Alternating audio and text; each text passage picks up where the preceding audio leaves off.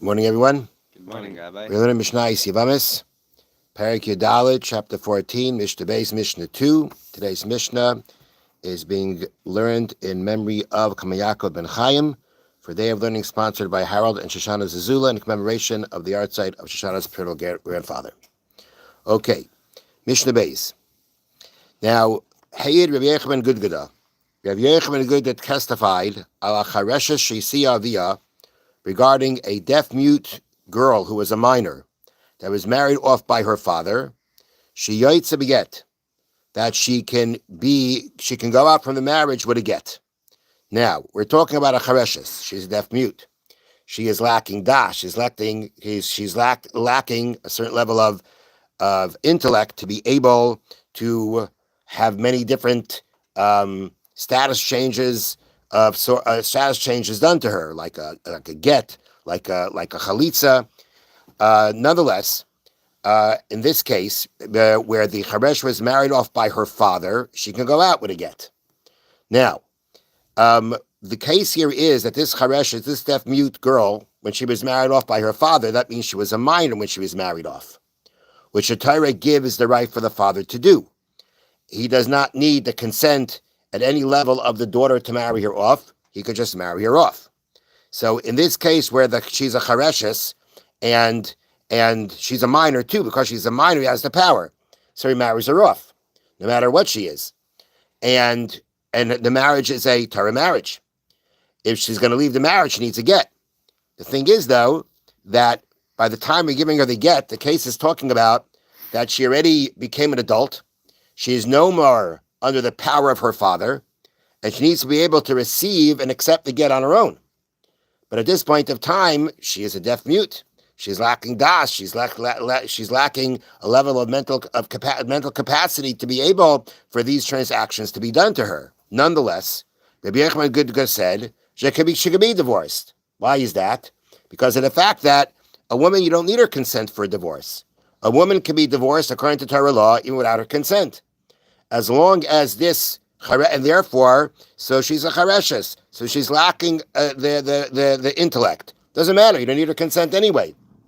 The only thing you need to know is that she is capable of watching the get. That when she's given the get, she understands that it's something that she has to hold on to. But once that's taken care of, even if she's not consenting, or she doesn't have the ability to even consent, it doesn't matter. So it comes out that even though she was married according to Torah law, if at the end of the day we're going to say she could be divorced because you don't need a woman's consent. Okay?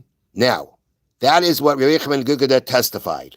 And whenever a Mishnah says that someone testified, it means that this is actually recorded in a Masechta called Edius, which is about how different Tanoim, sages of the Mishnah, testified about certain laws and who actually established the halacha according to their testimony. So if this Rabbi Yechim ben Gudgada said, the next part the Mishnah says is, Amrulai, they said to him, who said to who, we'll see soon, this one is similar. What's happening here at the end of the Mishnah is, we're going back to something that happened in the previous Mishnah. In Mishnah Aleph, there was a machlekes in the Mishnah. We had a case not of a chareshes married off by her father, but we had a case of pikeach shenasa pikachas v'nischarsha. He was okay, she was okay when they got married. We're talking about she's an adult. She's married according to Torah law, v'nischarsha. And then after she got married, she became a deaf mute. That means after becoming married, she lost a certain level of intellect to be able to have to be able to do these to be able to, let's say, to do transactions or status changes on her own. She's lacking the ability to do that. Nonetheless, the first opinion of the Mishnah, the Tanna Kama, said that the husband can divorce her. He's able to divorce her. And on the other way around, if let's say he's the one who became the deaf mute, he wouldn't be able to divorce her. So Rabbi Yechim ben Nuri in previous Mishnah said there shouldn't be a difference. There should be no difference between the two of them. If at the end of the day, you're telling me that she can go ahead and be divorced even though she became a deaf mute, there should be no difference between him and her. And happens to be, Rabbi Yechim ben Nuri himself held that both of them don't work. No matter whether it's the woman, whether it's the man, none of them can act. If any one of them becomes a deaf mute, there's no way to give a get.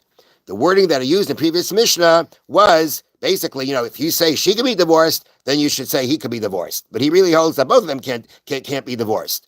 The divorce can't happen if he becomes a deaf mute or if she becomes a deaf mute. Now, the point of this Mishnah is when they say Amru Loi, they said to him means the sages had Rabbi Yochanan ben Nuri. Look at this case, Rabbi Yochanan ben Gudgada. It's the same case as the case before. The same way in the case before, you had a marriage that was done according to Torah law, and then by the time the get is being given, you have to deal with the fact that the woman is a deaf mute. It's the same case here. He married her off when she was a minor. That was a Torah marriage. Now that she's an adult, father, if she was still a minor, the father could accept the get.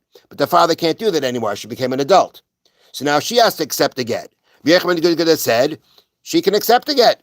She can accept it, which means that since a woman does not need consent for the divorce, therefore it's enough for her just to be able to guard the get, and that's what she can do. It can work. Well, that's the exact same case as what we have in the previous Mishnah. When they were both married, they're both adults, they're both married, they were okay. The Torah was a Torah marriage, and then she became a deaf mute. The same way here, Rabbi Yochanan ben Gudgada said that when the minor chareshes, the minor deaf mute was married off by her father, once she becomes an adult, she can accept the get.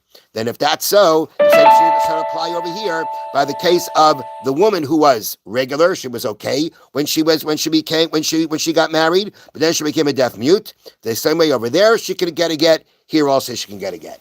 So the whole point of this Mishnah is to bring out that what Rabbi Yochanan ben Gudgada said here by the deaf mute minor who was married off by her father and she becomes an adult and she can accept her get. The same thing applies by the two people that were married according to Torah law. She became a deaf mute. She can accept her get and be divorced. Thank you, Rabbi. Have a nice day, Rabbi. Okay.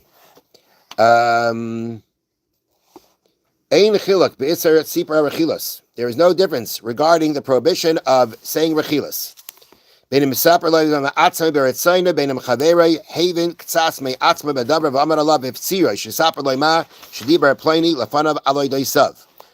about rechilas. Rechilas again is when Ruvain tells Shimon what Levi did to him, and we're saying now the Chofetz Chaim is saying that prohibition applies even, of course, if you I shouldn't say it applies even if on your own you decide to tell Shimon what Levi did to him, or Shimon already senses something and he starts pressuring you. What's going on there? What happened with Levi?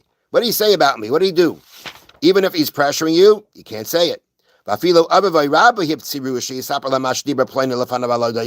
Even if it's your father or your Rebbe that does that in a way that it's wrong for you to tell it to them. Even if it's them, even if it's your father or Rebbe, even if what you're going to say to Shimon what Levi did is only a dusting of rechilas, an indirect form of rechilas, a smaller form of rechilas, nonetheless, in all ways, it is forbidden. Have a wonderful day, a good Tvach, a Shavua Tov, and tomorrow will not be a Mishnah class, but we will be live streaming the Siyum B'Chorim. Have one day.